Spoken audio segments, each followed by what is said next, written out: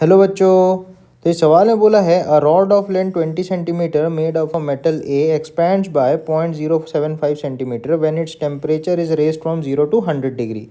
Another rod of different metal B having the same length expands by 0.045 centimeter for the same change in temperature. A third rod of the same length is composed of two parts, one of metal A and other of metal B. This rod expands by 0.060 centimeter for the same change in temperature. The portion made of metal A has the length, right? तो अपन को एक चीज़ पता है, delta L होता है L alpha delta T, right? तो ये चीज़ अपन को पता है. अब रॉड ए की अगर मैं बात करूँ तो रॉड ए के लिए अपन बोल सकते हैं कि 0.075 equals to 20 alpha A into 100 - 0. ठीक है.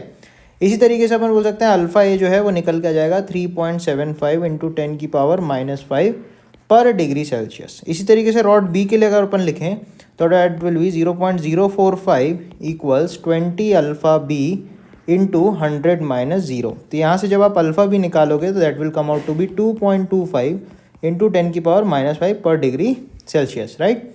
अब बोलेंगे कि let portion of metal A is, let portion of A is कुछ एल सेंटीमीटर एंड बी हो जाएगा 20 - एल सेंटीमीटर, राइट?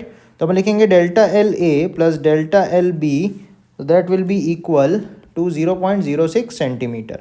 ठीक है. तो यहाँ से आप लिखोगे alpha A into L into 100 plus alpha B into 20 - L into 100, that will be equal to 0.06. तो यहाँ पे आप अगर वैल्यू सब्स्टिट्यूट करोगे तो आएगा 3.75 into 10⁻⁻6 -5L plus 4.5 into 10⁻⁻4 minus 2.25 into 10⁻⁻5L. This will be 6 into 10⁻⁻4. यहाँ से आप L निकालोगे तो that will come out to be 10 centimetre. तो इस क्वेश्चन का राइट आंसर हो जाएगा अपना ऑप्शन बी. ठीक है. B option is the correct answer. ठीक है. थैंक यू बच्चों.